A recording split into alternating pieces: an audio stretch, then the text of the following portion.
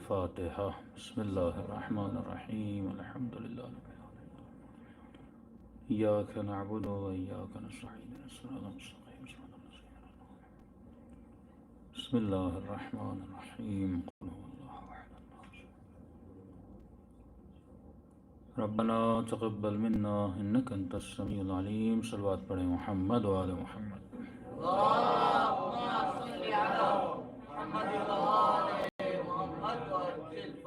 بسم الله الرحمن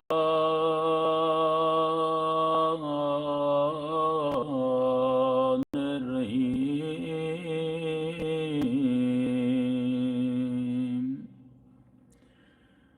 الحمد لله رب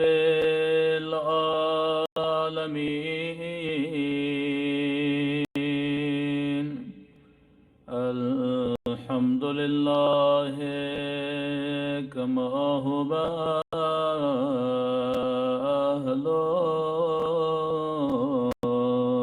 أهله الصلاة والسلام على سيد المرسلين وخاتم النبيين أبي القاسم محمد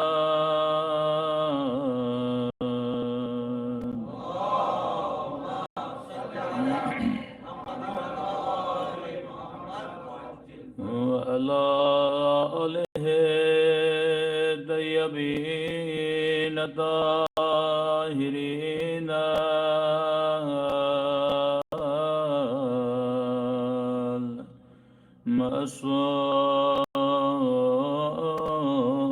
المعصومين سب مل کے اپنے مولا کے ظہور کی دعا اللہم کل ولیک حجت ابن الحسن صلوات علیہ وعلی آبائه في هذه الساعة وفي كل ساعة وليا وحافظا وقائدا وناصرا ودليلا وعنا حتى تسكنه أرضك طوعا وتمتعه فيها طويلا برحمتك يا أرحم الراحمين صلوات پڑھیں محمد وآل محمد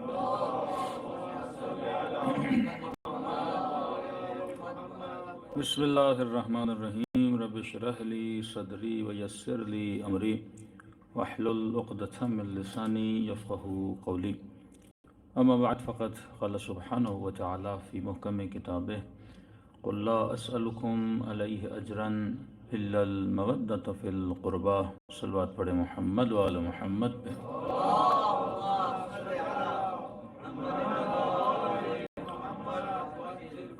مسلسل آپ کی خدمت میں عرض کر رہے ہیں کہ اللہ نے انسان پر ایک محبت کو واجب قرار دیا اور وہ محبت محمد اور آل محمد ہے اور اس کا ریزن ہے کیونکہ اگر محبتیں ہمارے کنٹرول میں نہ ہوں تو ہماری زندگی ہمارے کنٹرول میں نہیں ہوتی۔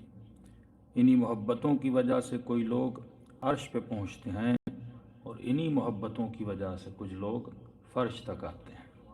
یہی محبت ہے جو انسان کو جنت تک لے کر جاتی ہے، اور یہی محبت ہے جو انسان کو جہنم تک لے کر جاتی ہے۔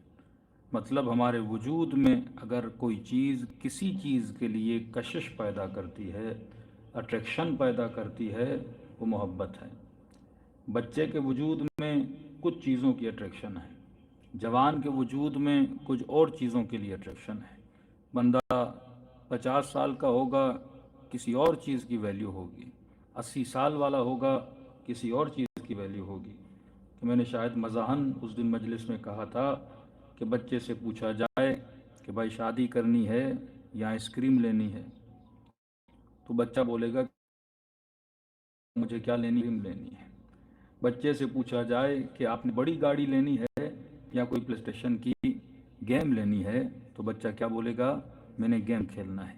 اور یہی کوشچن اگر آپ 20 سال والے بندے سے کرو کہ تجھے کیا چاہیے، وہ بولے گا آئس کریم لے کر میں کیا کروں گا، آپ شادی کرا دو میرے لیے، یہی بہتر ہے۔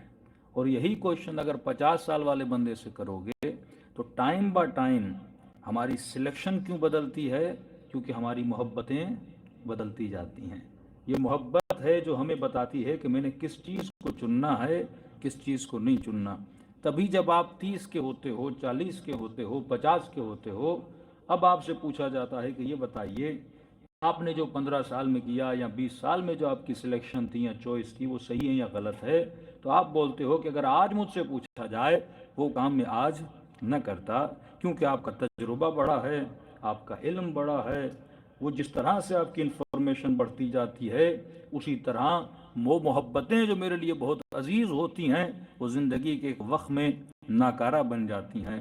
مطلب یہ محبت بتاتی ہے کہ میں جس چیز کو پسند کر رہا تھا، شاید وہ پسند شہوت کی بنیاد پہ تھی، شاید لہو و لعب کی بنیاد پہ تھی، شاید نشے کی وجہ سے تھی، شاید عادت کی وجہ سے تھی، لہٰذا اس نے میرے دل میں اس پسند کو ایجاد کیا، پسند کو بنایا، میں چیزوں کو سلیکٹ کرتا گیا۔ تو اہل بیت کا کام کیا ہے؟ یہ جو چھوٹی چھوٹی عقلیں ہیں، انہیں انسان کامل کا مطلب یہ ہے کہ عقل کو کامل کیا جائے، اور جب انسان کی عقل کامل ہو جاتی ہے وہ حسین کا انتخاب کرتا ہے، یزید کا انتخاب نہیں کرتا۔ جب انسان کی عقل کامل ہو جاتی ہے وہ علی کا انتخاب کرتا ہے، علی کے مخالف کا انتخاب نہیں کرتا۔ صلوات پڑھے محمد و آل محمد۔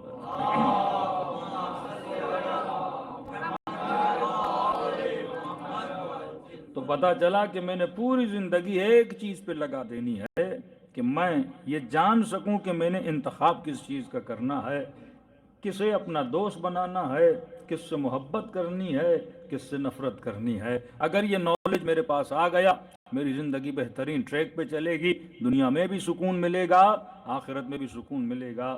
وہی پروردگار عالم کہتا ہے کہ جو مقام خدا سے ڈرتا ہے، اللہ کی معرفت حاصل کرتا ہے، پروردگار عالم کہتا ہے ان کا درجہ جنتان، 2 جنتیں میں ان کو عطا کروں گا۔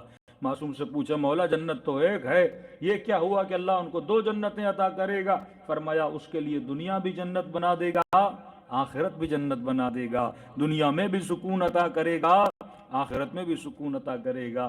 سب یہ سکون نہ جگہ کے اندر ہوتا ہے، یہ سکون نہ انوائرمنٹ کے اندر ہوتا ہے، اصل سکون ابتدا انسان کے ذہن کے اندر ہوتی ہے، جسے پیس آف مائنڈ بولا جاتا ہے۔ اصل سکون انسان کے وجود کے اندر ہوتا ہے۔ اگر بندہ اندر سے پریشان ہے، لگژری سے لگژری لائف بھی دی جائے اسے مزہ نہیں آئے گا۔ اگر بندہ اندر سے گھبراہٹ کا شکار ہے، آپ بہترین کنٹری، بہترین ماحول، بہترین انوائرمنٹ میں اس بندے کو رکھ لو لیکن اسے سکون نہیں ملے گا۔ لیکن جو بندہ اندر سے مطمئن ہو، اگر جھوپڑی میں بھی سو رہا ہو تو وہ سکون کی نیند سوتا ہوا نظر آتا ہے۔ کسی کو زمین پہ نیند سکون سے آ جاتی ہے اور کسی کو نرم بستر پہ بھی نیند سکون سے نہیں آتی۔ تو سکون باہر کی چیزوں میں نہیں ہے، سکون اندر کی چیز میں ہے، اور اندر قدرت ایمان ہے جس کو خدا، اس کے قلب پہ خدا سکون نازل نازل کر دیتا ہے، اور وہ تبھی نازل ہوتا ہے جب انسان اس کائنات کے رازوں کو سمجھ جائے، اور راز تب تک سمجھ میں نہیں آتے جب تک انسان کا اتصال محمد اور آل محمد کے ساتھ نہ ہو۔ صلوات پڑھے محمد و آل محمد پر۔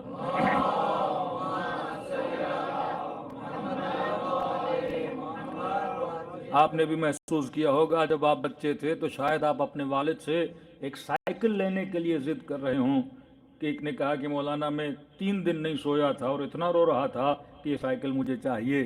آج جب جوان ہو گیا ہوں تو اپنے آپ پہ ہنسی آتی ہے، کرے چھوٹی سی سائیکل کے لیے میں کتنا رویا تھا۔ کبھی بندہ بچہ ہوتا ہے کھلونے کے لیے کتنا روتا ہے۔ اسی طرح جوانی میں بھی ہم بچے ہوتے ہیں، پسند بس بدلتی رہتی ہے، کبھی وہ پلاسٹک کا کھلونا ہوتا ہے، کبھی وہ انسان بن جاتا ہے، کبھی وہ لوہے کی گاڑی بن جاتی ہے، کبھی وہ پتھروں کا گھر بن جاتا ہے، کبھی وہ کاغذوں کے نوٹ بن جاتے ہیں۔ پسند بدل رہی ہے لیکن ضد وہی ہے، پسند بدل رہی ہے لیکن خواہش وہی ہے، پسند بدل رہی ہے لیکن چیزوں کو حاصل کرنے کی تمنا وہی ہے۔ فرمایا ہاں ضرورتوں کو اور ضرورتوں کو پورا کرنے کے لیے محنت کرو، خدا اس چیز کے لیے منع نہیں کرتا، لیکن اپنی ضرورتوں اور تمناؤں کی چادر کو اتنا پھیلاؤ جتنی تیری نیڈ ہے۔ اگر اس سے زیادہ پھیلاؤ گے تو پریشانیوں میں مبتلا ہو جاؤ گے، اگر اس سے زیادہ سوچو گے تمہارے وجود کا سکون ختم ہو جائے گا۔ کیوں فرمایا مسلمان کو چاہیے کہ کیا کرے؟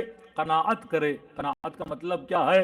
قناعت کا مطلب یہی ہے کہ اپنی ضرورت کے حساب سے بندہ چیزوں کو سوچے، لیکن انسان کے وجود میں ایک صفت ہے، وہ صفت حرص ہے۔ مثلا آپ کو جب بھوک لگتی ہے، آپ کسی ہوٹل پہ جاؤ گے، آپ کا دل ہے میٹھا کھاؤ، کسی مٹھائی کی دکان پہ جاؤ گے، اور جب شدت کی بھوک ہوتی ہے بندے کا دل کرتا ہے پوری مٹھائی کی دکان خرید لے۔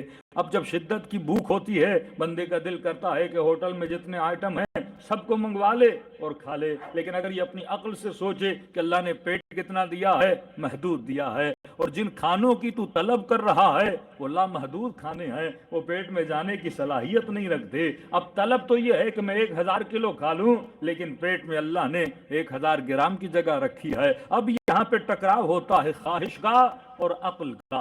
ڈیمانڈ اتنی کرو جتنی تمہاری نیڈ ہے، نیڈ سے زیادہ ڈیمانڈ کرو گے تمہارا سکون کیا ہو جائے گا؟ تباہ و برباد ہو جائے گا۔ شاید میں نے کئی سال پہلے مثال دی تھی، امیر المومنین کی ایک مثال ہے۔ امام فرماتے ہیں سفرے پہ اتنے طعام رکھو، فرمایا جن سفروں پہ زیادہ طعام ہوتے ہیں ان سفروں سے اٹھنے والوں کے وجود میں سکون نہیں ہوتا۔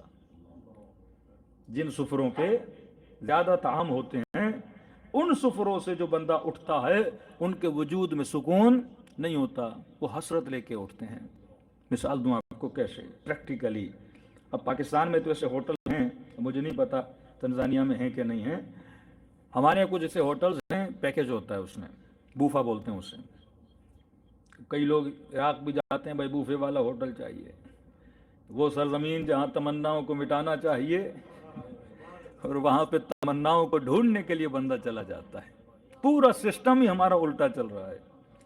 اب بوفے کا مطلب کہتے ہیں بھائی آپ پاکستانی حساب سے بتا رہا ہوں کہ مثلا 10,000 پاکستانی 8,000 پاکستانی آپ دو گے اور 40 آئٹم ہوٹل کے اندر ہیں، مچھلی بھی ہے، باربیکیو بھی ہے، میٹھا بھی ہے، زردہ بھی ہے، پان بھی ہے، سب کچھ ہے۔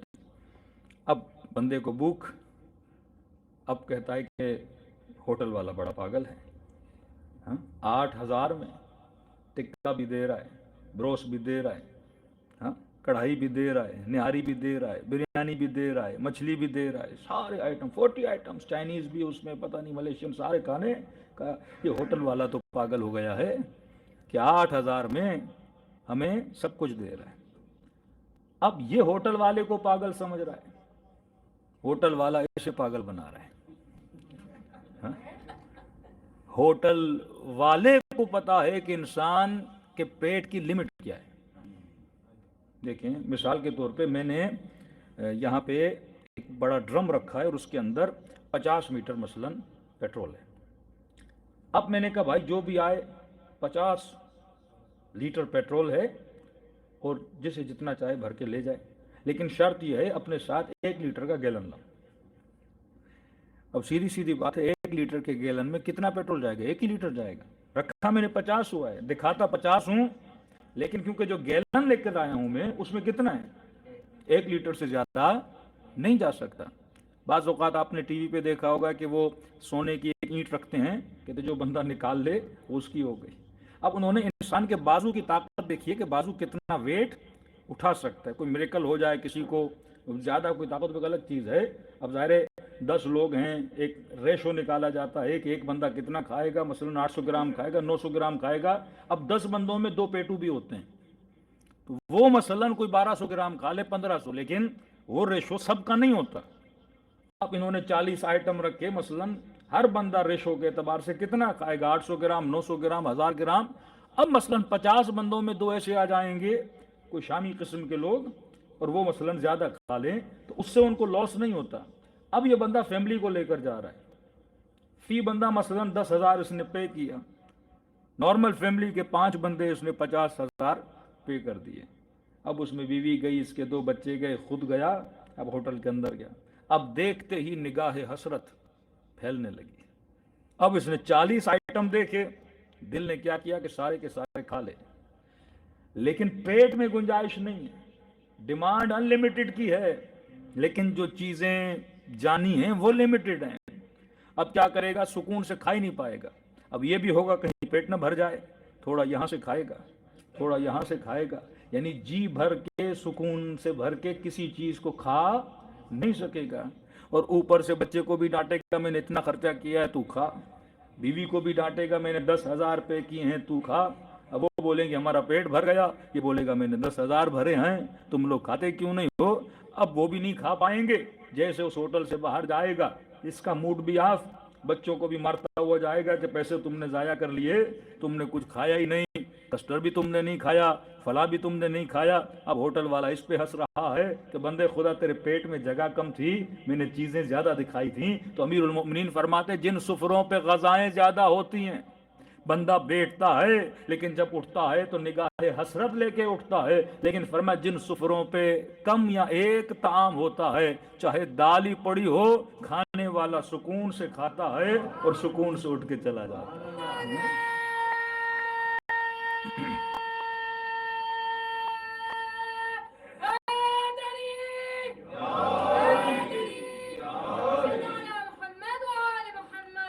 اللہم صلی علی محمد۔ تو وہ بتاتے ہیں کہ اے انسان اتنا سوچو جتنی خدا نے تمہیں بدن دیا ہے۔ لمیٹڈ بدن کی نیڈز کیا ہوتی ہیں؟ لمیٹڈ ہوتی ہیں۔ تبھی فرمایا خمس اس پر واجب ہے جس کی چیزیں لمٹ سے بڑھ جاتی ہیں۔ زکوٰۃ اس بندے پہ واجب ہے جب چیزیں لمٹ سے بڑھ جاتی ہیں۔ پیسہ زیادہ آ گیا کہ حج واجب ہو گیا۔ اب چیزیں تیرے لمٹ سے بڑھ گئی ہیں، گھر تو نے بنا لیا، گاڑی تم نے بنا لی، بچوں کے خرچے تم نے نکال لیے، اب سب کچھ کرنے کے بعد بھی تیرے پاس ایکسٹرا بچ رہا ہے۔ اب خدا کہتا ہے یہ ایکسٹرا تیرا نہیں ہے، یہ ان کو دو جن کو اس چیز کی کیا ہے، ضرورت ہے۔ آیت اللہ تبا تبا یہ کسی استاد سے ہم نے سوال کیا تھا کہ اکثر لوگ یہ بولتے ہیں کہ بھائی پیسہ میرا، محنت میری، سب کچھ میرا، میں غریب کو کیوں دوں؟ چیز تو میری ہے، محنت تو میں نے کی ہے، میں غریب کو کیوں دوں؟ چیز میری ہے، کسی اور کو کیوں دوں؟ تو انہوں نے بڑی پیاری مثال دی، کہا جو بچہ پیدا ہوتا ہے دودھ ماں کے سینے میں ہوتا ہے، ہوتا ماں کا ہے، لیکن خدا بناتا کس کے لیے ہے؟ بچے کے لیے ہے۔ تبھی امیر المومنین رسول خدا کا فرمان ہے کہ خدا نے غریبوں کا مال امیروں کی دولت میں رکھا ہوا ہے۔ اب خدا کو پتا ہے کہ نظام کو کیسے چلانا ہے۔ یہ دنیا کی غربت، یہ دنیا میں افلاس، یہ دنیا میں پریشانی یہ ہے کہ بعض سرمایہ دار ملکوں نے اپنے دوسروں کے مال پہ قبضہ کیا ہوا ہے اور تیسروں کو نہیں دیتے۔ ایک وقت تھا کہ امریکہ میں اتنی مکئی زیادہ ہوتی تھی، افریقہ میں لوگ بھوک سے مر رہے تھے، لیکن انہوں نے اپنے سمندروں اور دریاؤں میں پھینک لی، لیکن ان غریبوں کے لیے کبھی بھیجی نہیں تھی۔ تو جب دنیا میں نظام عدل کا مطلب کیا ہے کہ حجت خدا جب آئیں گے، یہ عدل کو کیسے قائم کریں گے؟ یہ لوگوں کو فکر اور تعلیم دیں گے کہ بندے خدا یہ دارالامتحان ہے، یہاں پہ لالچ نہیں، یہاں پہ ہرس نہیں ہے، ہر چیز تم یہاں پہ چھوڑ کے چلے جاؤ گے۔ ہاں عزت و وقار کی زندگی گزارو، ذلتوں کی زندگی نہ گزارو۔ مومن کبھی فقیری میں زندگی نہیں گزارتا، محنت کرو. اب خدا نے اگر برکت دی ہے اس حساب سے چلا کرو کہ تیری نیڈ کیا ہے, تیری شکم کی نیڈ کیا ہے, تیری ضرورت کیا ہے, ان ضرورتوں کو پورا کرو. پھر آگے بڑھو ان لوگوں کی ضرورتوں کے لیے جن کی ضرورتیں تو ہیں لیکن اپنی ضرورتوں کو پورا نہیں کر پاتے. صلوات پڑھے محمد و آل محمد پر.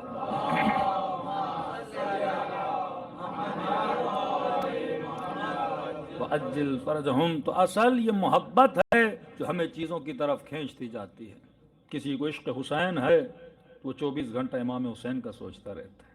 کسی کو عشق مال ہے, کسی کو عشق شہوت ہے, کسی کو گانے سننے کا عشق ہے, کسی کو نامحرم کو دیکھنے کا عشق ہے, کسی کو نامحرم سے بات کرنے کا عشق ہے. یہ سارے عشق ہیں انسان کے اوپر. مختلف چیزوں کی محبتیں جب دلوں میں آ جاتی ہیں, اب 24 گھنٹہ انسان اسی چیز کے پیچھے لگ جاتا ہے. کہتے ہیں نا شوق اگر کسی چیز کا پیدا ہوتا ہے انسان دل لگا کے وہ کام کرتا ہے. یہ شوق کیا ہے؟ یہ وہی محبت ہے. اب ہم نے دیکھنا ہے کہ جس چیز کا شوق میرے اندر ہے کیا وہ شوق عاقلانہ شوق ہے یا جاہلانہ شوق ہے. ابھی تک جسم کے اعتبار سے تو ہم لوگ بالغ ہو چکے ہیں, جسمانی اعتبار سے ہم بالغ ہیں. مولانا میرا بچہ بالغ ہے. ہاں بھائی بلوغ کی نشانیاں کیا ہیں؟ وہ جو مردوں کی نشانیاں عورتوں کی نشانیاں, مولانا وہ جسم پہ ظاہر ہو چکی, بندہ کیا ہوا؟ بالغ ہوا. اب جسمانی اعتبار سے گدھا بھی بالغ ہوتا ہے, جسمانی اعتبار سے کتا بھی بالغ ہوتا ہے, جسمانی اعتبار سے ایک بکری بھی بالغ ہوتی ہے. انسان کب بالغ ہوتا ہے؟ انسان جسم کے اعتبار سے تو بالغ ہو جائے تب وہ انسان نہیں کہلاتا, جب انسان کا عقل بالغ ہو جائے. بلوغ عقلی جسے بولتے ہیں کہ تمہاری عقل اتنی بالغ ہو جائے, اب تمہاری ہر سلیکشن کس بنیاد پر ہو؟ عقل کی بنیاد پر ہو, لاجک کی بنیاد پر ہو. تمہاری پسند اور ناپسند عقل کی بنیاد پر ہو. انسان کو پتا ہے یہ رشتہ ہے, اگر کروں گا تو مجھے نقصان ہوگا, اس ریلیشن سے میری آخرت تباہ ہوگی, اس ریلیشن سے میری نسل تباہ ہوگی, اس ریلیشن سے میرے بچے تباہ ہوں گے. پتا تو ہے لیکن دل کر رہا ہے کہ ریلیشن قائم کرے, لیکن اپنی عقل سے رجوع کرے, وہ ریلیشن تیرے فائدے میں نہیں ہے. اب اگر انتخاب انسان کا اور سلیکشن انسان کی عقل کی بنیاد پہ ہو جائے, محبتیں عقل کی بنیاد پہ ہو جائیں, یہ ساری دین کے جو احکام ہیں عقل کی بنیاد پر ہے. خدا نے کوئی بھی ایسا حکم نہیں دیا کہ آپ بول سکو کہ پروردگارا یہ illogical ہے, یہ کھانا, یہ پینا, یہ روکنا, یہ ڈھانپنا, یہ حجاب, یہ عفت, یہ غیرت, ان سب کا فائدہ خدا کو نہیں ہے, فائدہ معاشرے کو ہے, فائدہ سوسائٹی کو ہے. یہ سوسائٹیاں کیوں تباہ ہوتی ہیں, فیملیز کیوں تباہ ہوتی ہیں؟ کیونکہ ہم اللہ کے بتائے ہوئے اصولوں پہ عمل نہیں کرتے. اگر ماں باپ, اگر بچے, اگر میاں بیوی, اگر بھائی بھائی سے, اگر رشتہ دار آپس میں اللہ کے بتائے ہوئے اصولوں پہ عمل کریں تو دنیا بھی سکون کے ساتھ گزرے گی, آخرت بھی سکون کے ساتھ گزرے گی. صلوات پڑھے محمد و آل محمد.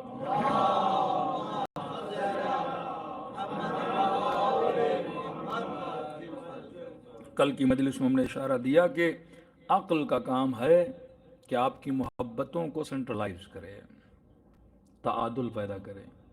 محبت اگر اولاد سے بھی حد سے زیادہ بڑھ جائے تو فتنہ ہے, حد سے زیادہ مال سے بڑھ جائے تب بھی فتنہ ہے. اس چیز کا بالکل نہ ہونا بھی غلط ہے, کیونکہ اگر آپ کے اندر پیسے کمانے کی محبت نہیں ہوگی آپ پیسہ نہیں کماؤ گے, نہیں کماؤ گے تو فقیری دور کیسے کرو گے؟ اگر آپ کے اندر اولاد کی محبت ہوگی نہیں تو آپ اولاد کے لیے محنت کیسے کرو گے؟ تو یہ محبتیں نیچرلی خدا آپ کو دیتا ہے. اللہ یہ نہیں کہتا کہ یہ سارے جذبات برے ہیں, کہتا نہیں میں نے تجھے دی ہیں تو اچھے ہیں, میں نے دی ہیں تو فطرت الہی ہے, الہی فطرت ہے, لیکن یہ تب تک اچھے ہیں جب ان کو مڈ لیول میں لے کے چلو. جیسے آپ عدالت بولتے ہو, عدالت کی ڈیفینیشن ہے وضع الشیء علی مکانہ. عدالت کا مطلب مساوات نہیں ہے, مساوات مطلب چیزوں کو ایکولی دینا. مطلب اگر خدا نے اس کو امیر بنایا, آپ بولو گے اس کو غریب کیوں بنایا؟ اس کی چمڑی سفید ہے, اس کی کالی کیوں ہے؟ اس کا قد بڑا ہے, اس کا چھوٹا کیوں ہے؟ یہ کہتے ہیں ایکول. کائنات میں کسی چیز کو خدا نے ایکولی نہیں بانٹا. اللہ عادل ہے. عدالت کا مطلب مساوات نہیں ہے, برابری نہیں ہے. امیر المومنین حجب اللہ فرماتے ہیں عدالت کا مطلب یہ وضع الشیء علی مکانہ, چیز کو وہاں رکھنا جہاں وہ رکھنے کے لائق ہے. اس کی مثال آپ کے جسم کے اندر موجود ہے, آپ کی باڈی کے اندر.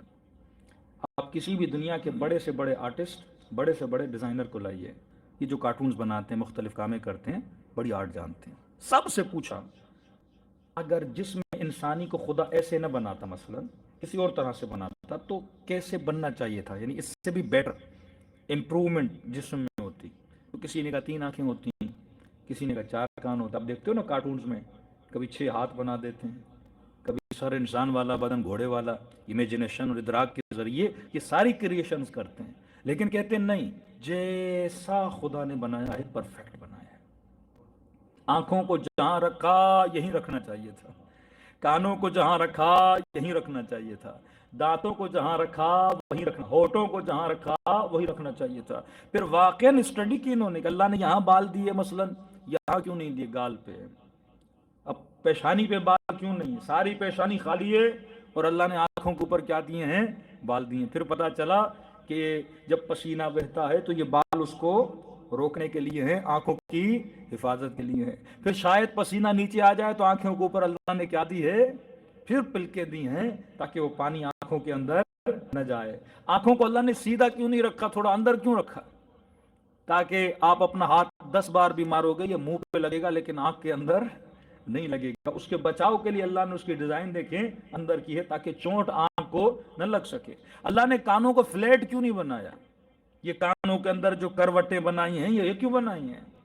آپ نے دیکھا ہوگا کہ مثلا گدھے کے کان سیدھے ہوتے ہیں، انسان کے کانوں کے اندر کروٹ ہے. جس طرح آپ سنتے اس طرح گدھا نہیں سنتا. کہتے ہیں یہ کروٹیں اس لیے ہیں کہ جب وائس آتی ہے اور کانوں سے ٹکراتی ہے یہ کروٹیں بتاتی ہیں کہ وائس کہاں سے آ رہی ہے، یہ سگنل دیتی ہے انسان کو. بس یہاں سے مجھے مولانا بلائیں گے، اگر یہ کروٹیں نہ ہوتی تو میں یہ ڈیفائن نہ کر پاتا کہ یہ وائس رائٹ سائڈ سے آ رہی ہے یا لیفٹ سائڈ سے آ رہی ہے. یہ کروٹیں بتاتی ہیں کہ وائس کہاں سے، یعنی پورے آپ کے وجود کا جو نظام ہے وہ دقیق اللہ نے بنایا ہے. ہر چیز کو وہاں رکھا ہے جہاں رکھنے کے لائق تھی. اب کوئی کہے کہ اللہ نے مجھے ایکسٹرا کڈنی دی ہے، ایک کڈنی میں بیچ دیتا ہوں، نہیں، کڈنیز اگر دی ہیں تو باڈی کو ضرورت تھی، تبھی خدا نے انسان کو کیا دی ہیں، 2 کڈنیز دی ہیں. دانت اللہ نے 32 کیوں دیے، دانت اللہ نے ایسے کیوں دیے، کچھ دانت آپ کے فلیٹ ہیں، کچھ دانت آپ کے نوکیلے ہیں. تو آپ نے دیکھا ہوگا جتنے حیوانات ویجیٹیرین ہوتے ہیں ان کے سارے دانت فلیٹ ہوتے ہیں، کسی کا بھی دانت نوکیلا نہیں ہوتا. لیکن شیر کے آپ دانت دیکھو گے اس کے دانت کیا ہیں، نوکیلے ہیں. مطلب جن کے فلیٹ دانت ہیں ان کو ویجیٹیرین چیزیں کھانی ہیں، ان کے لیے نوک کی ضرورت نہیں ہے. اور جن کے نوکیلے دانت ہیں انہوں نے گوشت کو کھانا ہے، ان کو ضرورت ہے. انسان کو فلیٹ بھی دیے، انسان کو نوکیلے بھی دیے، مطلب انسان ویجیٹیرین چیزیں بھی کھا سکتا ہے، انسان گوشت بھی کھا سکتا ہے. یہ ان کے لیے جواب ہے جو کہتے ہیں ہم میٹ نہیں کھائیں گے پوری زندگی، ہم کیا رہیں گے، ویجیٹیرین رہیں گے. بندے خدا اگر تو صرف ویجیٹیرین رہنے کے لیے بنا ہوا تھا تو پھر خدا نے نوکیلا دانت تجھے کیوں دیا؟ اگر چیز پروردگار عالم نے دی ہے وہ چیز انسان کے استعمال کرنے کے لیے ہے تو وضع الشیء علی مکانہ، ہر چیز اللہ نے وہاں رکھی ہے جہاں اس چیز کو رکھنا چاہیے تھا. یہ ناخن دیکھیں، یہ فنگر پرنٹ دیکھیں، ہر انسان کی فنگر الگ ہوتی ہے، ہر انسان کی آنکھ کی جو سسٹم ہے وہ الگ ہوتا ہے، ہر انسان کا یہ پلکوں کے بیچ کا جو فاصلہ ہوتا ہے وہ الگ ہوتا ہے. ہر چیز خدا نے ہر انسان کو یونیکنس دی ہے. کیوں؟ کیونکہ وہ وحدہ لا شریک ہے، نہ اس جیسا کوئی ہے نہ اس کی خلقت جیسا کوئی ہے. صلوات پڑھے محمد وآل محمد.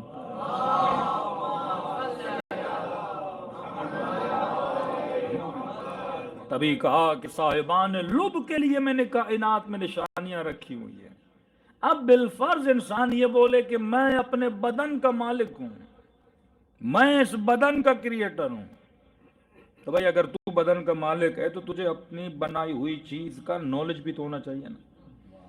یہ کیسا کریٹر ہے جسے 0% بھی نالج نہیں ہے، ایک نمبر کا جاہل بندہ، جسے یہ نہیں پتا دل کیسے چلتا ہے، کڈنیز کیسے چلتی ہیں، کھانا ہضم کیسے ہوتا ہے.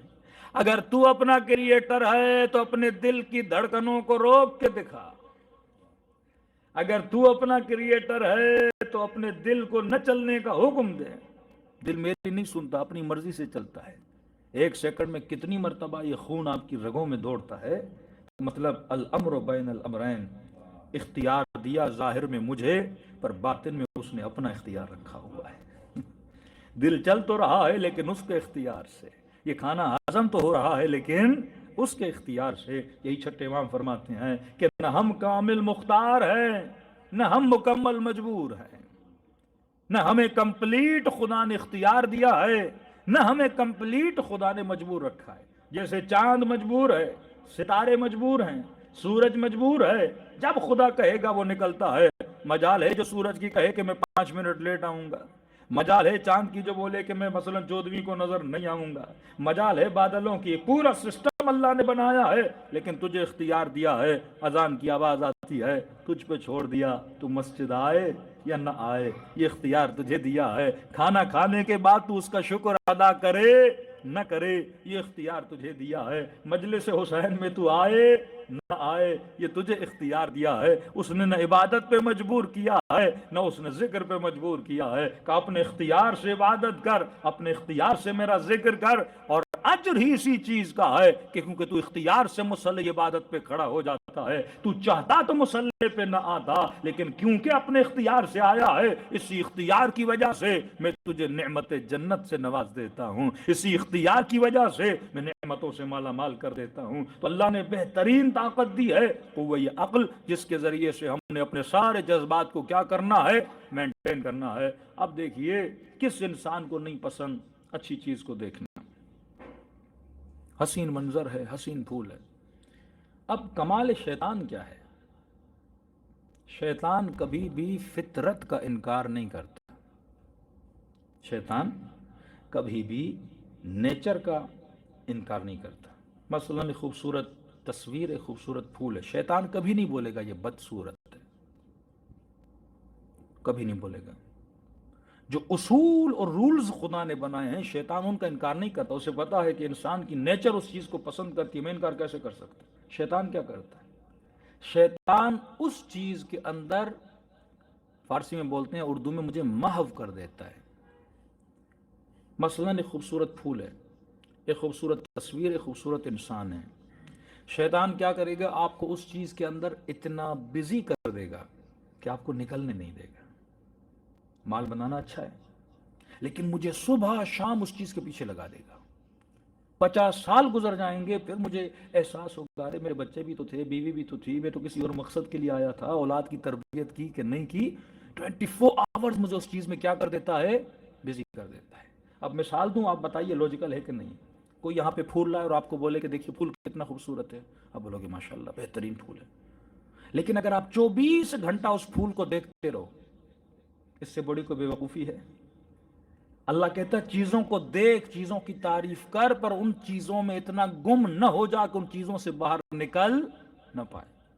فرمایا جس حسن کو دیکھنا ہے دیکھ، جس لذیذ چیز کو کھانا ہے کھا، یہ نعمتیں اللہ نے تمہارے لیے بنائی ہیں، لیکن یہ چیزیں تب تک بہتر ہیں جب ان چیزوں کا ریفرنس اللہ تک جائے۔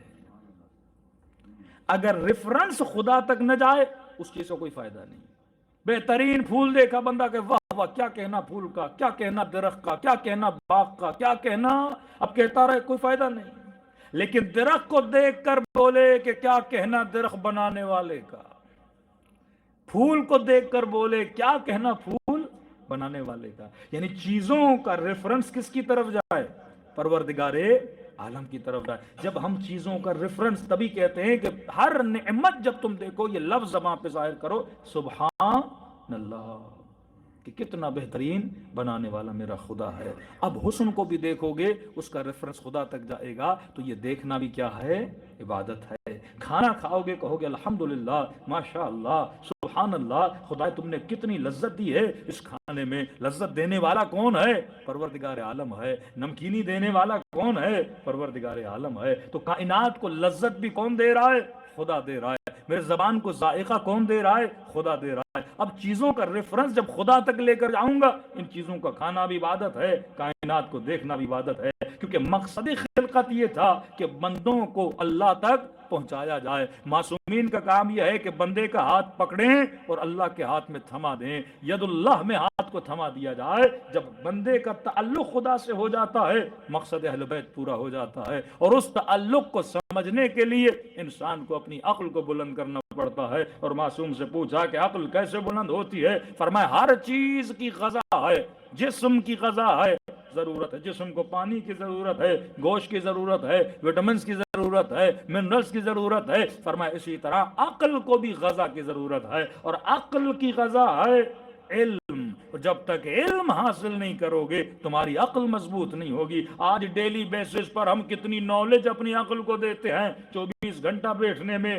باتوں میں گزار دیتے ہیں, لیکن 1 گھنٹہ اگر بندہ علم حاصل کرے اس سے تمہاری روح موٹی ہو جاتی ہے. جس طرح بہترین غذا دینے سے جسم مضبوط ہوتا ہے اور امیون سسٹم بہتر ہوتا ہے, اسی طرح بہترین علم دینے سے عقل مضبوط ہوتی ہے. اب یہ نہیں کہ عقل کو برا علم دیا جائے تو عقل پھر بھی تنومند ہوگی. امیر المومنین کا جملہ فرمایا علم اگر شریف کو ملے تو شرافت بڑھتی ہے اور کمینے کو ملے تو کمینگی بڑھ جاتی ہے. تو انسان کو یہ بھی دیکھنا ہے کہ جو علم حاصل کر رہا ہے وہ جس ظرف میں علم کو لے رہا ہے, جس برتن میں علم کو رہا ہے, وہ برتن بھی پاک ہے کہ نہیں ہے. تبھی کہا کہ قد افلح من زکاہا وقد خاب من دساہا. کامیاب ہے وہ انسان جس نے اپنا تزکیہ کیا, جس نے پہلے خود کو پاک کیا, غلط محبتوں سے پاک کیا, وجود کو نجاستوں سے بچایا, اعضاء کو گناہوں سے بچایا, اور اہل بیت علیہ الصلوۃ والسلام حاصل کرتا گیا. اور یہ پاک علم کہاں سے ملے گا؟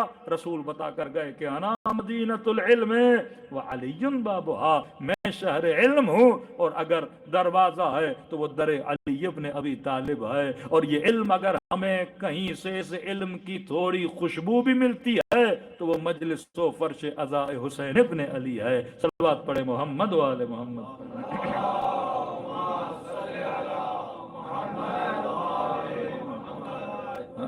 لیکن وہ قدر نہیں ہے, بعض معاشروں میں اس چیز کی قدر نہیں ہے. اگر یہاں پہ کوئی ہوٹل کھلے اور بولا جائے کہ 1 گھنٹے کے لیے ڈیلی مفت کھانا دیا جائے گا, پورے دارالسلام سے لوگ ٹوٹ پڑیں گے. لیکن مجلس حسین میں مفت غذائے علم دی جاتی ہے. قدر نہیں ہے. یہ وہی بچوں والی مثال ہے. بچے کو کھلونا اچھا لگتا ہے لیکن سونے کی اینٹ دو اس کے لیے کوئی ویلیو ہیں, عقلانی طور پہ بالغ نہیں ہوئے. آیت اللہ مظاہری جب امام خمینی آرڈر دیا کہ آپ اصفہان چلے جائیں تو ہم ان کے درس سن رہے تھے, تو اصفہان کے لوگوں کو کہہ رہے تھے میں قم کی سرزمین میں, جناب معصومہ قم کے حرم کے رائٹ سائڈ پہ ایک بازار آتی ہے گزر خان, مشہور ہے. تو یہ لیکچر دیتے تھے گزر خان کے اندر بیچ بازار میں, ایک مسجد نجفیہ ہے وہاں پہ ان کا ممبر لگتا تھا, لیکچر دیتے تھے ایوری فرائیڈے, ہر جمعے کو چھٹی کا دن ہوتا تھا, لیکچر دیتے تھے. تو بازار کھچا کھچ بھر جاتا تھا. بعض اوقات لوگ کہتے ہیں کہ حرم کے دروازوں تک لوگ بیٹھتے تھے, صرف علماء نہیں, اس میں قصبہ کام کرنے والے, بزنس مین, دکاندار سب آتے تھے آغا مظاہری کا درس سننے. ان کو ویلیو کی پتہ تھی کہ آغا مظاہری کون ہے. اور یہی آغا مظاہری کہتے ہیں میں اصفہان چلا گیا. اصفہان کے لوگوں کو کہتے ہیں میں یہاں تمہیں بلاتا ہوں, تم لوگ مجھ سے علم لینے کے لیے بھی نہیں آتے. وہ معاشرے ترقی کرتے ہیں, وہ سوسائٹیز ترقی کرتی ہیں جن کے پاس علم کی کیا ہوتی ہے, ویلیو ہوتی ہے. تبھی معصوم فرماتے علم علمان, علم الابدان اور علم الادیان. فرماتے علم 2 ہیں, جسموں کا علم اور دین کا علم.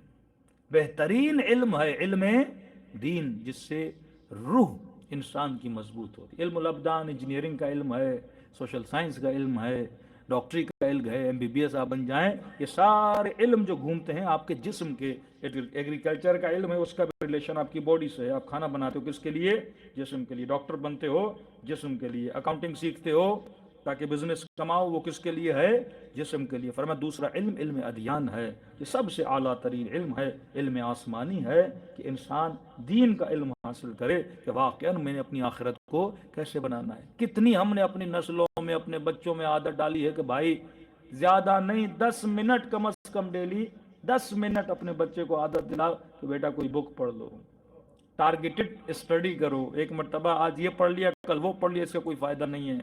مثلا بندہ تھان لے کے یہ تفسیر کی کتاب میں کمپلیٹ کروں گا, یہ معصومین کی مثلا 40 حدیثیں ہیں ان کو کمپلیٹ کروں گا, ایک خاص ٹاپک پہ ایک خاص نالج حاصل کروں گا. تزکیہ نفس کی نالج ہے, ایک بک کو ٹارگیٹ بنا دو, اس بک کو میں کمپلیٹ کروں گا. خود کو ٹارگیٹ دو کہ مثلا ڈیلی 20 منٹس پڑھوں گا, اور مثلا 20 منٹس اگر پڑھوں گا, 20 منٹس میں اگر 5 صفحات میں پڑھ دیتا ہوں, 5 پیجز کو کمپلیٹ کرتا ہوں, تو مثلا آفٹر 1 منتھ کتنے پیجز ہو جاتے ہیں اس کو ملٹیپلائی کرو, 5 کو ملٹیپلائی کرو مثلا 30 سے, تقریباً 150 پیج صفحے ہو جاتے ہیں. یعنی 150 پیجز کا آپ نے کیا حاصل کیا ہے, علم حاصل. یہ بھی دولت ہے, پر سب سے بڑی دولت دولت علم ہے.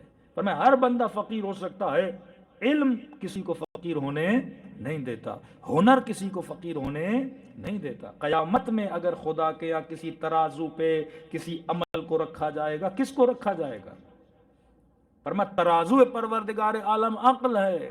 عقل کا مطلب جس کے پاس علم ہو۔ آپ نے 10 نمازیں پڑھی، ایک عالم نے 2 نمازیں پڑھی، کس کا اجر زیادہ ہے؟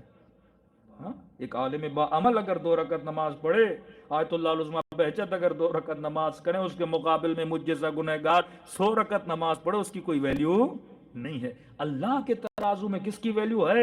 عقل کی۔ میں نے شاید کئی سال پہلے یہ مثال دی تھی کہ ایک بندہ خدا کی دن رات عبادت کرتا تھا، دن رات روزے رکھتا، دنوں کو راتوں کو عبادت کرتا، شب بیداریاں کرتا۔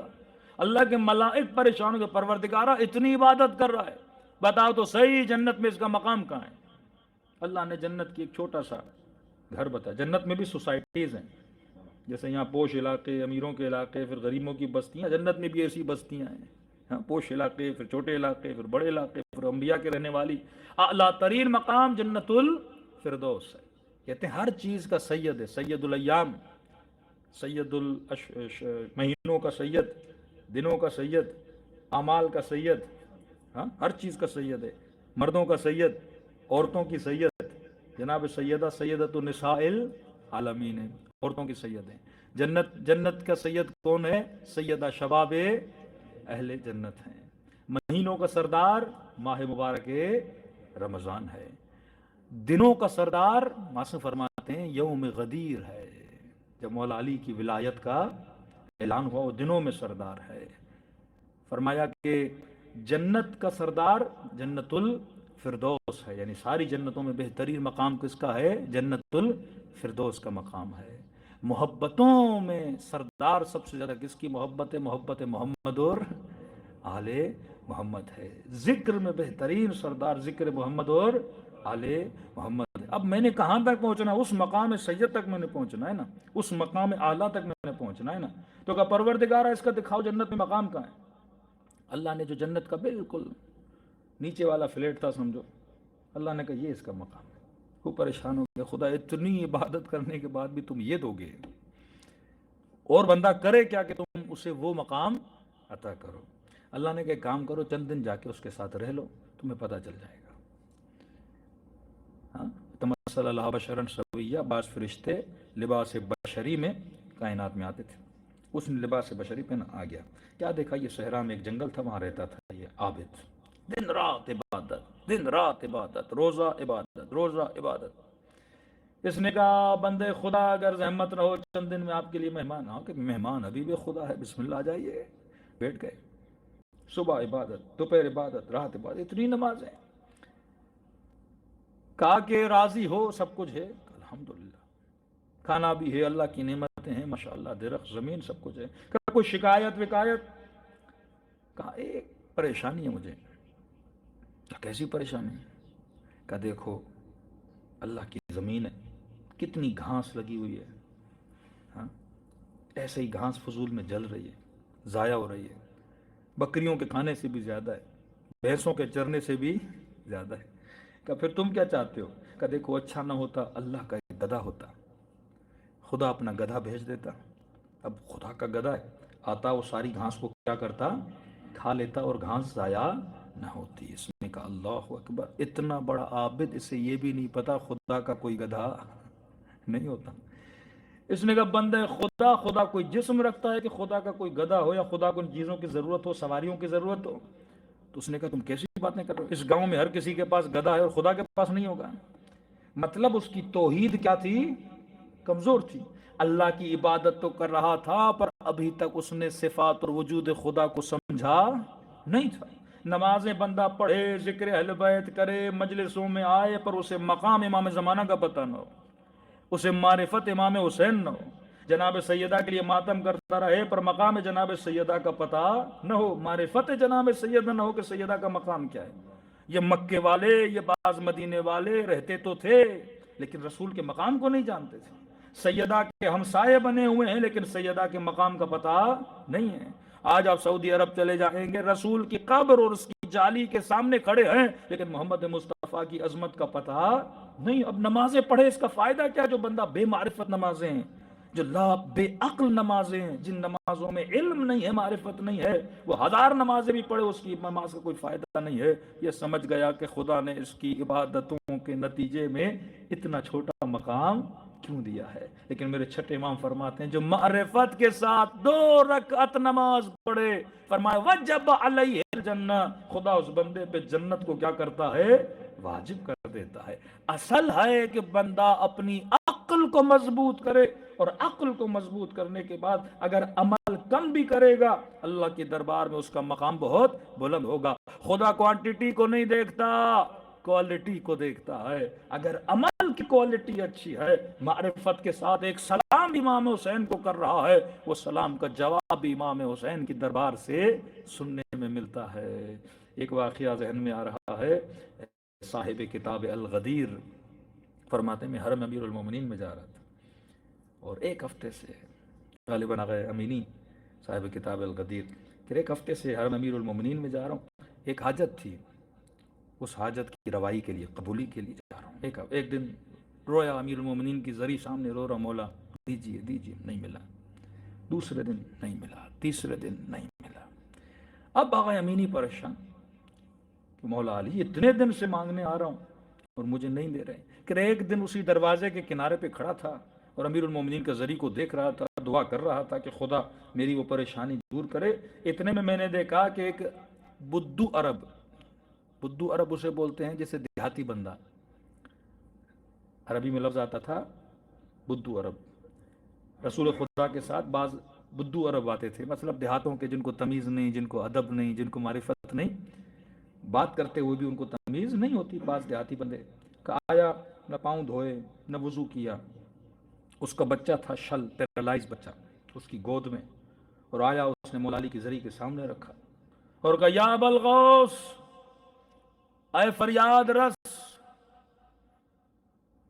اگر میرے بچے کو ٹھیک نہیں کیا علی، آج کے بعد تیرے حرم نہیں آؤں گا۔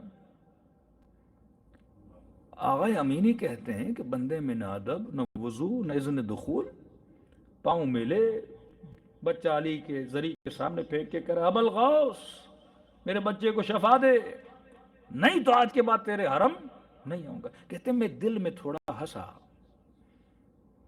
میں نے کہا کہ امینی اتنے دنوں سے آ رہا ہے، جو سید بھی ہے، جو عالم بھی ہے، جو درجہ اجتہاد پر بھی ہے، اور اتنے ادب سے علی سے مانگ رہا ہے، ابھی تک مجھے نہیں ملا، اور تو سیکنڈوں میں کہہ رہا ہے کہ اگر شفا نہیں دو گے تو علی میں تیرے حرم میں نہیں آؤں گا۔ کہتے ہیں ابھی میں نے سوچا ہی تھا تو وہ جو پیرالائز بچہ تھا اس نے چلنا شروع کر دیا، وہ بچہ کھڑا ہو گیا، دوڑا دوڑا اپنے باپ کے سینے سے لگا، اور لگنے کے بعد اس کے باپ نے اسے اٹھایا اور کہا کہ علی تیرا شکریہ، اور یہ دیا، اور گیا اپنے گاؤں۔ آغا امینی کہتے ہیں مجھ پہ جو گزری امینی سے پوچھو۔ رو پڑا میں امیر المومنین کے ذریعے کے ساتھ، میں نے کہا مولا میں عالم بھی، میں سید بھی، میں طالب علم بھی، اتنی تبلیغ بھی کروں، ترویج دین بھی کروں، ایک چھوٹی سی حاجت مانگنے آیا ہوں، مجھے نہیں دیا، اور یہ دیہاتی بندہ آیا سیکنڈ میں لے کے چلا گیا۔ تو کہتے ہیں میں نے شکایتاً امیر المومنین کو بولا مولا اسے اچھا تھا میں دیہات میں رہتا، اتنا عالم بننے کی ضرورت کیا تھی؟ وہ کچھ چاہیے ہوتا دیہاتیوں کی طرح آتا اور آپ سے لے کے چلا جاتا۔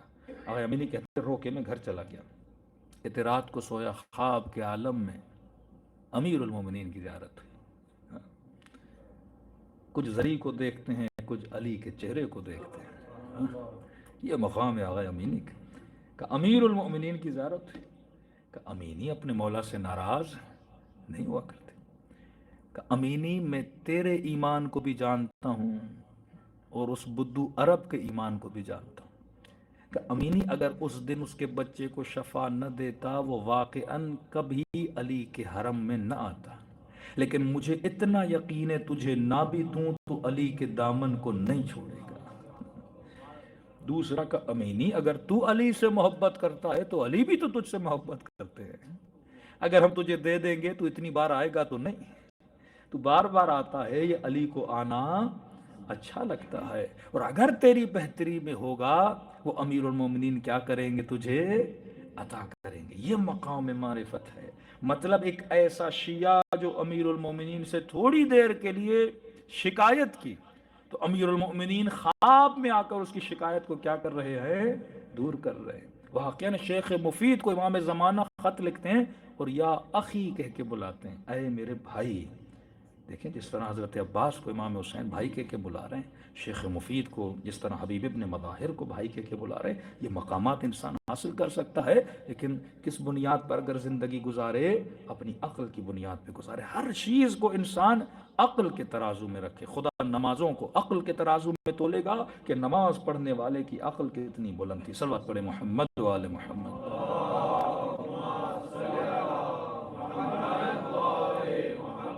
وَأَجِّلْ فَرَجَهُمْ۔ اب اہل بیت عقل کامل ہیں۔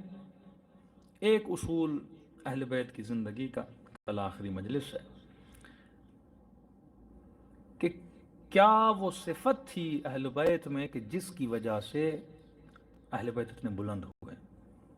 میں نے اس دن کہا تھا کہ ان صفات اہل بیت کا ایک بک ہونی چاہیے، بچوں کو بتانا چاہیے یہ اگر ہم ان چیزوں کو، فارمولوں کو فالو کریں۔ اسلام پوری میتھ کا نام ہے، 2+2 4 ہوتا ہے۔ اگر وہ اصول آپ کی نسلیں سمجھ گئیں تو وہ زندگی میں کبھی خطا نہیں کریں گی، کبھی پریشان نہیں ہوں گی۔ جس طرح آپ ایک بندے کو جب ڈرائیونگ سکھا لیتے ہو، وہ بندہ پھر کبھی غلطی کبھی ہوتی جب انسان غافل ہوتا ہے۔ جب آپ نے سکھا دیا کہ موڑ پہ اوورٹیک نہیں کرنا زندگی میں کبھی بھی، اس بندے کبھی ایکسیڈنٹ نہیں ہوگا۔ ایکسیڈنٹ تبھی ہوتا ہے جب انسان رولز کو فالو نہیں کرتا۔ سب سے بارز ترین صفت، اعلیٰ ترین صفت جو سب سے زیادہ اہل بیت کے اندر نظر آتی تھی، وہ ایک صفت تھی، اور اس صفت کا نام تھا خوف پروردگار عالم۔ یہ میں نے کہا نا، من خاف مقام ربی فلہ جنتان، جو اللہ سے خوف رکھتا ہے خدا اسے کیا عطا کرتا ہے؟ 2 جنتیں عطا کرتا ہے۔ اب ڈرنے کا ایک نتیجہ ہے، مثلا اگر آپ نے ٹریفک رولز کو فالو کیا، آپ کے پاس لائسنس بھی ہے، آپ کے پاس انشورنس بھی ہے، سارے رولز کو آپ نے فالو کیا، کہتے ہیں جو قانون کو فالو کرتا ہے پھر وہ بندہ پولیس سے نہیں ڈرتا۔ جو رول کو فالو کرتا ہے وہ کبھی پولیس والے سے نہیں ڈرتا۔ آپ کی جیب میں لائسنس بھی ہے، سب کچھ، اب سامنے 10 پولیس والے کھڑے ہو، آپ ڈریں گے؟ آپ بولیں گے میں تو رولز کو فالو کر رہا ہوں۔ اسی طرح جو خدا کے قانون کو فالو کرتا ہے پھر وہ اللہ کی جہنم سے نہیں ڈرتا۔ جہنم سے کون ڈرتا ہے؟ جو بندہ رولز کو فالو نہیں کر، میری پکڑ ہوگی۔ لیکن جو رولز کو فالو کرتا ہے وہ کبھی بھی نہیں ڈرتا۔ کس قانون کو فالو کرو، پولیس سے نہیں ڈرو گے۔ اللہ کے قانون کو فالو کرو، کبھی اللہ کی جہنم سے خوف نہیں آئے گا۔ ایک صفت جو اہل بیت کے اندر یہ سکون کا باعث ہے کہ بندہ، اہل بیت خوف خدا رکھتے تھے۔ اب لاکھ آپ بولو کہ میرے وجود میں خوف پروردگار عالم ہے، لیکن اللہ کے خوف ہونے کی نشانی کیا ہے؟ میں بولوں میرے اندر اللہ کا خوف ہے، آپ بولو اللہ کا خوف ہے۔ اگر کوئی بندہ بولے بھائی خوف ہے تو اس کا سائن کیا ہے، اس کی نشانی کیا ہے؟ مجھے کیسے پتا چلے کہ آپ کے اندر اللہ کا خوف ہے؟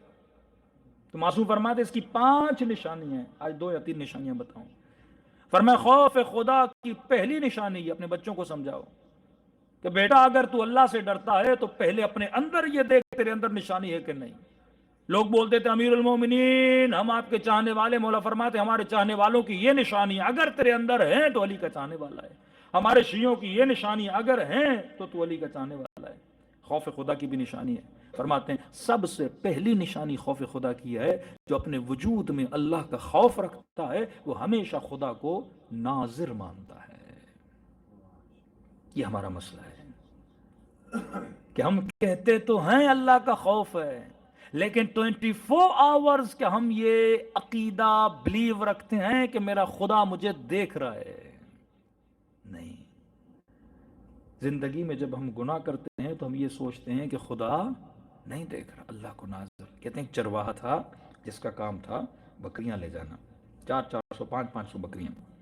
کچھ نوجوان پکنک کے لیے جنگل گئے، اب گھوما پھرا، رات یہیں اسٹے کرتے ہیں، لیکن کہا کہ کھانا پینا تو نہیں لائے، بھوک لگی ان کو شدید۔ انہوں نے دیکھا ایک چرواہا ہے، چرواہا جو بکریاں چراتا ہے، دیکھا اس چرواہے کے پاس 500 1000 بکریاں ہیں، تو انہوں نے کہا اس چرواہے کو پیسے دیتے ہیں، بکری ایک لے لیتے ہیں، اور اس بکری کو کاٹ واٹ کے کباب بنا کے یہاں کھاتے ہیں۔ گئے چرواہے کے پاس، کہ چرواہے ایک بکری دے، جو اس کی رقم ہے ہم تجھے دینے کے لیے تیار ہیں۔ چرواہا ہے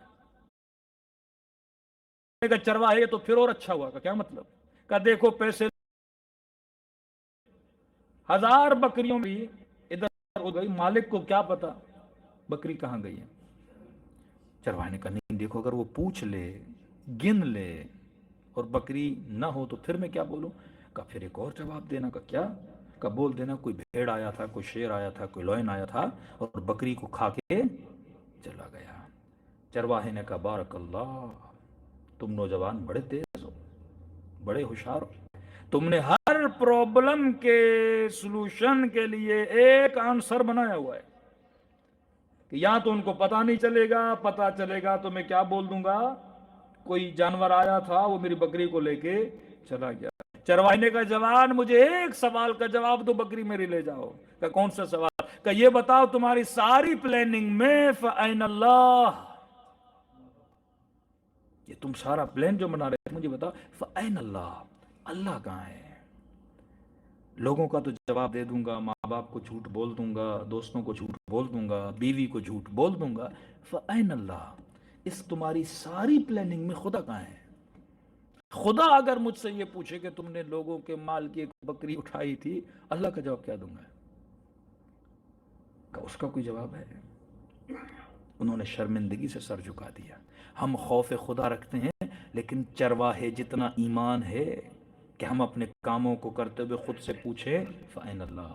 تہران کا ایک تاجر، بہترین تاجر اور ایماندار بندہ، جس کا حساب دقیق، کسی بندے کا ایک لقمہ، ایک مال، ایک درہم، ایک تومان نہ کھانے والا بندہ، کہتا ایک دن خواب کے عالم میں دیکھتا ہوں میں مر گیا ہوں، حضور پروردگار عالم میں میرا حساب و کتاب ہو رہا ہے، نمازیں، روزے، حج، زکوٰۃ، لین دین، سارا حساب و کتاب کر دیا۔ کاروبار کیا تھا اس کا؟ اس کا کاروبار تھا چنا بیچنا، چنے بیچتا تھا، یعنی ہول سیلر تھا بہت بڑا چنے کا، ملینز میں چنا بیچتا تھا۔ اب کہا کہ آپ کا حساب کتاب سارا کلیئر ہے، آپ جنت میں جا سکتے ہیں۔ اس نے کہا الحمدللہ، خدا کا شکر ہے۔ کہ جنت کہاں ہے؟ کہ دیکھو یہ 3-4 پہاڑ ہیں، یہ گزارو گے، چھوٹے چھوٹے پہاڑ تھے، ان کو کراس کرو گے 3-4 پہاڑوں کو، اس کے بعد تیری جنت ہے۔ کتنا میں خوش ہوا، دور سے دیکھا پہاڑیاں چھوٹی چھوٹی تھی، چھوٹے چھوٹے ماؤنٹین تھے۔ اب جب نزدیک گیا تو کیا دیکھا؟ یہ پہاڑ ہے چنوں کے، چنے کے پہاڑ ہے، مٹی کے نہیں، چنے کے پہاڑ ہیں۔ اب آپ کو پتا ہے پہاڑ مٹی کا ہو تو بندہ چڑھے تو چڑھ جائے، چنے کا پہاڑ ہو پاؤں ڈالے تو اندر، دوسرا پاؤں ڈالے اور اندر۔ اس نے کہا یہ تو پوری زندگی چلتا رہوں گا، کبھی جنت تک پہنچ نہیں پاؤں گا۔ کہتا بڑی کوشش کی، دوڑا، پہاڑ کراس کروں لیکن ہوتا ہی نہیں ہے، چنے میں پاؤں ڈالو تو پاؤں اندر چلا جاتا ہے۔ یہ بالکل پریشان ہو گیا، چنا چنے کے اوپر گول گھومے، کیا کرو؟ کہتا ہے اسی کوشش اور تلاش میں تھا، میری آنکھیں کھل گئیں، پسینہ پسینہ ہو گیا، پریشان، حساب و کتاب ہوا، جنت کی بشارت ملی، لیکن سامنے چنے کے پہاڑ کھڑے ہیں۔ پھر اسے یاد آیا میں بھی تو بزنس کس کا کرتا ہوں؟ چنے کا کرتا ہوں۔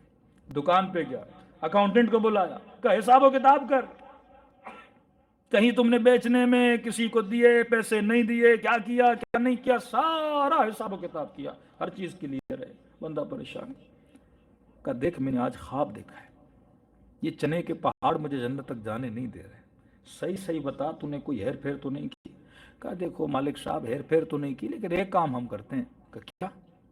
کہ دیکھو بازار کا رول ہے جب ہم چنا بیچتے ہیں تو پانی لگا کے بیچتے ہیں، رول ہے، سارے مارکیٹ والے یہی کرتے ہیں۔ کہ مجھے کیوں نہیں بتایا؟ کہ نہیں زیادہ نہیں، کوئی 200 گرام، کوئی 150 گرام وزن بڑھتا ہے۔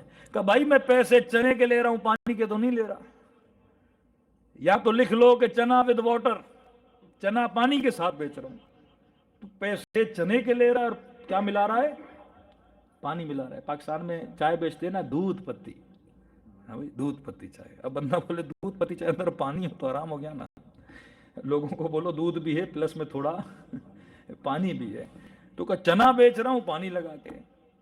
اب کہا کہ مثلا کتنوں کو بیچا ہے، کتنا پانی تھا، اس نے پھر مراجع سے رجوع کیا اور اتنے پیسے کا جتنا رد مظالم ہوتا تھا اس بندے نے نکالا۔ مطلب خدا نیک بندوں کو خواب میں آ کے بتاتا بھی ہے کہ میرے پاس آنے سے پہلے حساب کلیئر کر کے آنا، کہیں تیرے جنت میں رکاوٹ نہ ہو۔ یہ وہ زندگی ہے جو عاقلانہ زندگی ہے۔ بندہ اللہ کا نام لے، کلمہ پڑھے، خوف پروردگار عالم نہ ہو۔ خوف کی پہلی نشانی اللہ کو ناظر مانے۔ بچوں کو بولو میرے لال، ایک آئے تجھے ہمیشہ دیکھ رہی ہے، ایک آنکھ ہمیشہ دیکھ رہی ہے۔ ویسٹرن سوسائٹیز کے جتنے معاشرے ہیں وہ اتنے قانون مند سیولائزڈ کیوں ہیں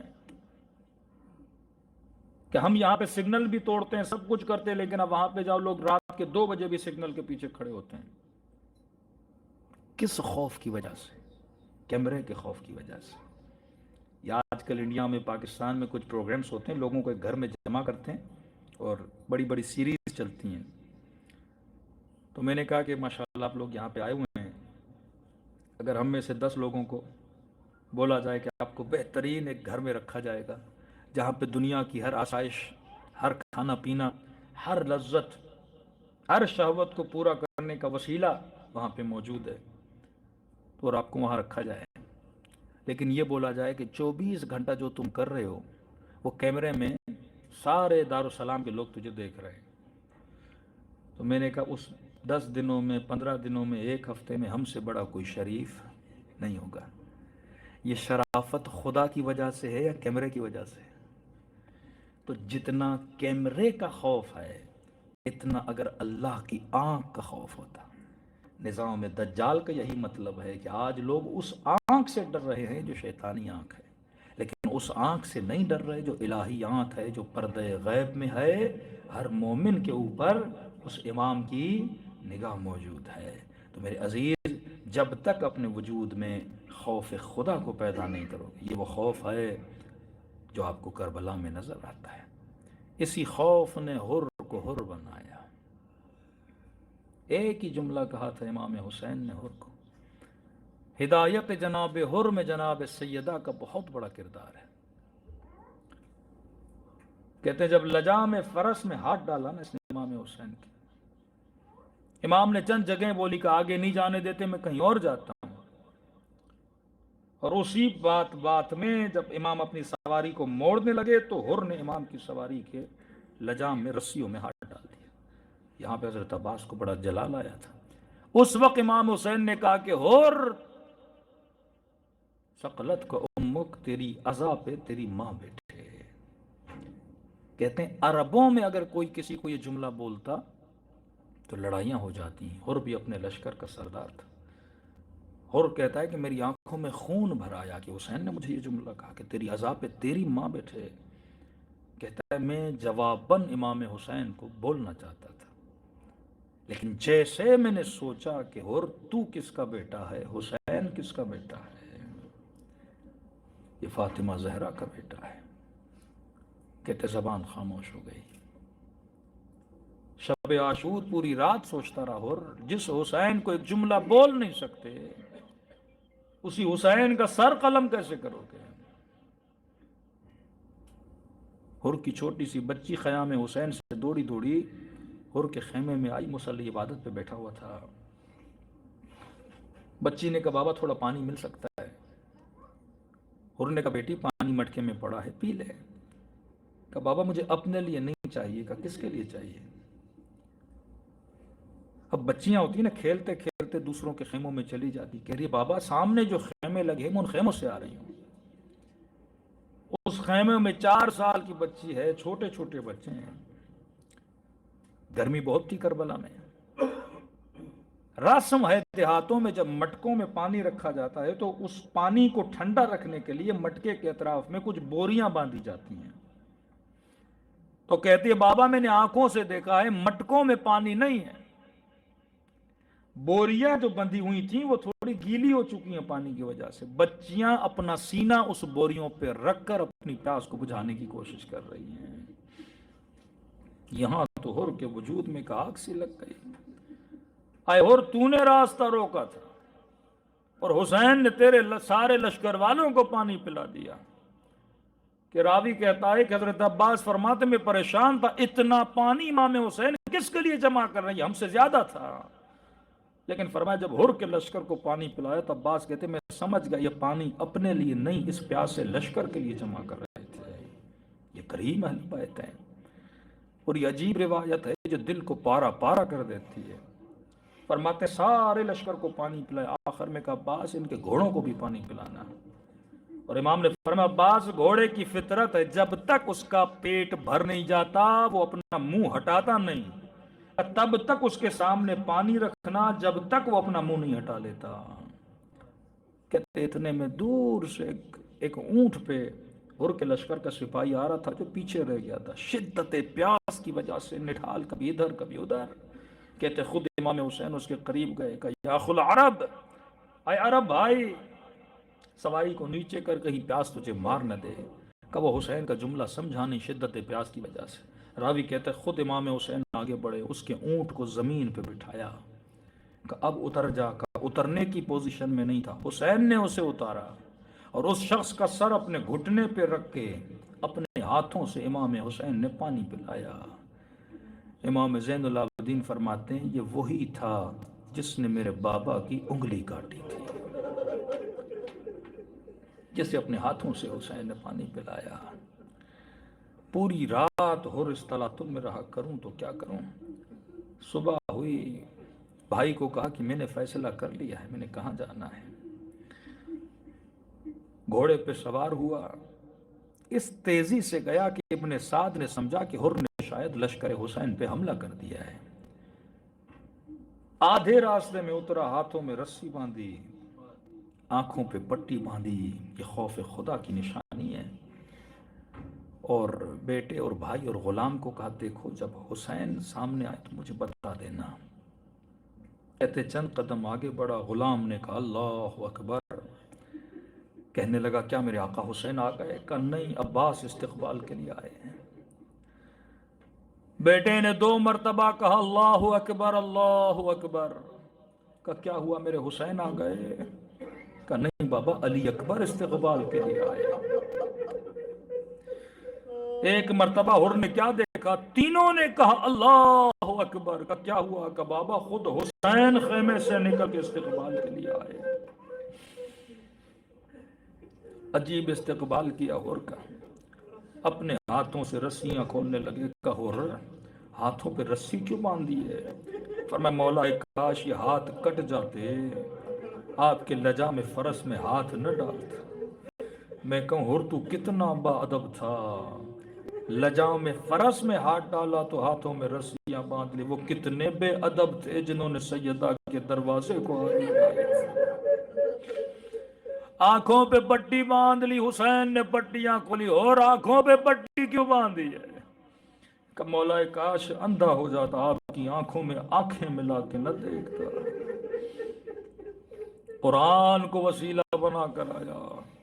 عجیب روایت کے جملے. حسین نے سینے سے لگایا اور کہا بھیا ہر میرے سینے سے لگ جا.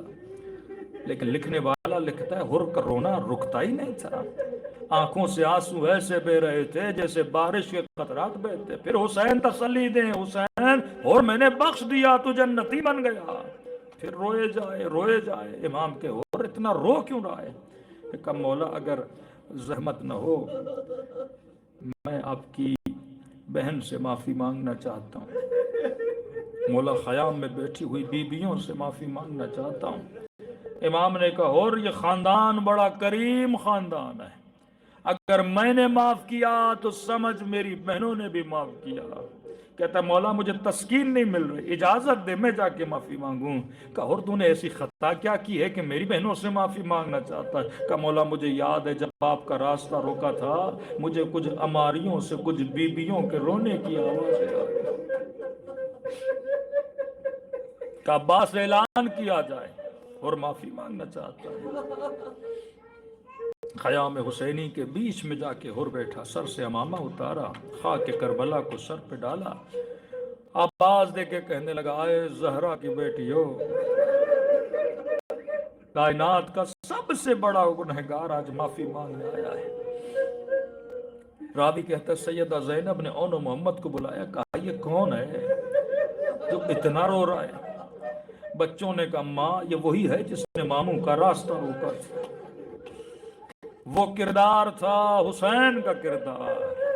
اب دیکھو زینب کا کردار کیا ہے کہ بچوں بڑے ادب سے جانا اور سلام کرنا اور کہنا ماموں حر زہرا کی بیٹی تجھے سلام دیتی ہے۔ حسین نے بھائی کہا تو زینب نے بھی بھائی کہا۔ اگلے جملے نے حر کے کلیجے کو پارا پارا کر دیا۔ بچوں نے کہا ماموں حر اماں کہتی ہیں کہ وہ آج تجھ سے شرمندہ ہیں۔ حر پریشان ہو گیا، بی بی میں شرمندہ کیوں؟ میں شرمندہ ہوں، میں نے آپ کا راستہ روکا۔ کہ اماں کہتی ہیں آج تک ہمارے در پہ ایسا نہیں ہوا کوئی پیاسا آئے اور پلانے کے لیے پانی نہ ہو، اور آج کھلانے کے لیے تجھے کھانا نہیں ہے، پلانے کے لیے پانی نہیں ہے، لیکن یہ بتا دینا کہ زہرا کی بیٹی وعدہ کرتی ہیں قیامت کا دن ہوگا اور حوض کوثر ہوگا، میں نانا کو کہوں گی یہ تب آیا تھا جب میرا حسین پیاسا تھا۔ کیا وفا کی حد کی! کہتے جب اس کا سر امام حسین نے اپنی گود میں لیا، علماء فرماتے ہیں کہیں نہ کہیں امام حسین نے شاید یہ سوچا ہو کہ حر کے دل میں یہ بات ہو کہ میں نے حر کی ماں کے لیے ایسا کیوں کہا کہ تیری عزا پہ تیری ماں بیٹھے گئے۔ امام نے دل سے نکالنے کے لیے جاتے ہی حر کی ماں کی تعریف کرنا شروع کر دی۔ مائیں سب کو اچھی لگتی ہیں۔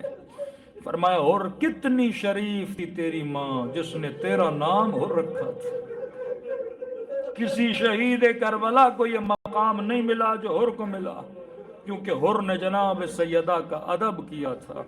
کہتے جیب سے حسین نے ایک رومال نکالا، فرمایا حر یہ وہی رومال ہے جو میری اماں زہرا نے سیا تھا، اس کے ماتھے پہ باندھ دیا کہ قیامت کے دن ہر شہید اٹھے گا لیکن تو میری اماں کے رومال سے جانا جائے گا، کیونکہ اور ہم اہل بیت بڑا پسند کرتے ہیں کہ ہماری ماں کا احترام کیا جائے۔ السلام علی الحسین وعلی علی ابن الحسین وعلی اولاد الحسین وعلی اصحاب، آواز تھوڑی بڑھا دیں، السلام علی الحسین وعلی علی ابن وعلی اولاد وعلی اصحاب، میرا سلام ہو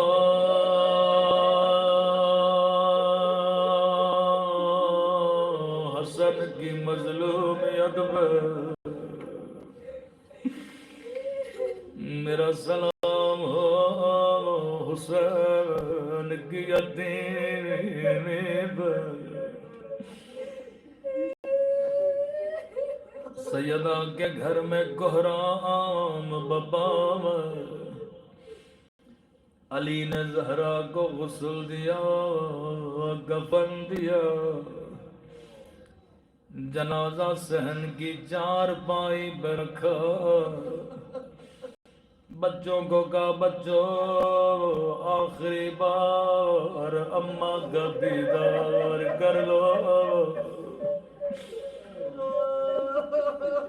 چھوٹے بچے اپنی ماں سے بڑا پیار کرتے ہیں، بالاخص بیٹوں کو ماں بڑی پیاری ہوتی ہے،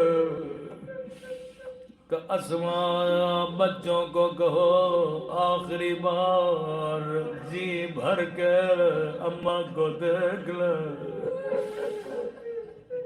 آج کے بعد زہرا کی زیارت ممکن نہیں ہوگی۔ عجیب روایت کے جملے ہیں، عجیب علی کے گھر کا ماحول ہے، کیونکہ سیدہ نے کہا تھا علی کفنی باللیل دفنی باللیل، علی مجھے رات میں غسل دینا، علی مجھے رات میں دفن کرنا۔ تبھی مولا نے بچوں کو کہا آہستہ رو، کہیں لوگوں کو پتہ نہ چل جائے۔ فضا کہتی ہے بچوں نے اپنی قمیصوں کو دانتوں میں جکڑ لیا تاکہ کوئی بچوں کے رونے کی آواز نہ سنے۔ بچے روئے گئے، کہا جاؤ ماں سے خدا غافل کرو۔ بی بی ام کلثوم آگے بڑھی، اماں کے ہاتھوں کو چومنے لگی۔ بی بی زینب آگے بڑھی، اماں کے ماتھے کا بوسہ لینے لگی۔ امام حسن آگے بڑھے، ماں کے قدموں کو چومنے لگے۔ لیکن روایت کے جملے عجیب ہے۔ فضا کہتی ہیں ایک بچہ تھا جس نے سر گھٹنوں میں دیا ہوا تھا، وہ زاروں قطار روئے جائے، بار بار فضا کا حسین اماں سے آخری بار ملو۔ رو کے کہنے لگے جب تک اماں نہیں بلاتے میں اماں کے پاس نہیں جاؤں گا۔ روایت کے جملے بڑے عجیب ہیں، جیسے کہا جب تک اماں نہیں بلاتی۔ فضا کہتی ایک مرتبہ بندے کفن کھلے، زہرا نے ہاتھوں کو بڑھایا، رو کے کہا جا میرے حسین، آجا کربلا والے حسین، آجا میرے تیر دل کے پیاس حسین۔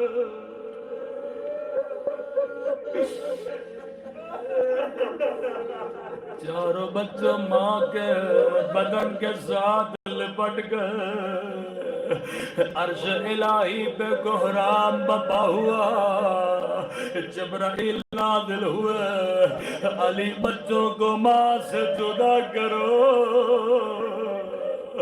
عرش الہی پہ کوہرام بپا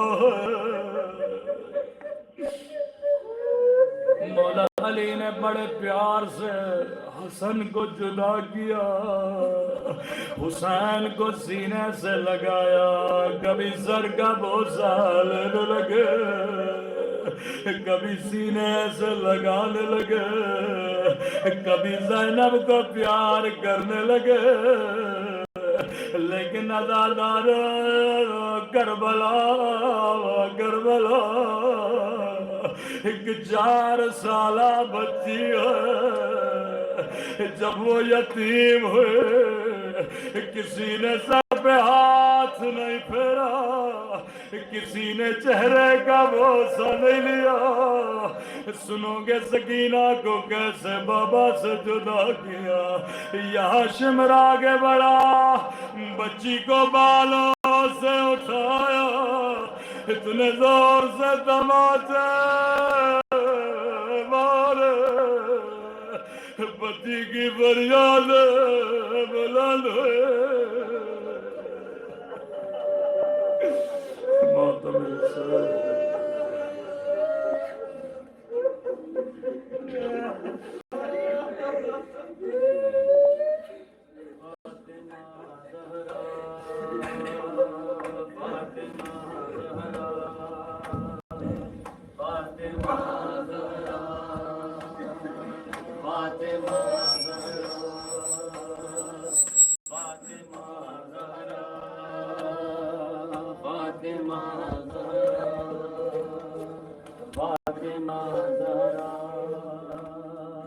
فاطمہ زہرا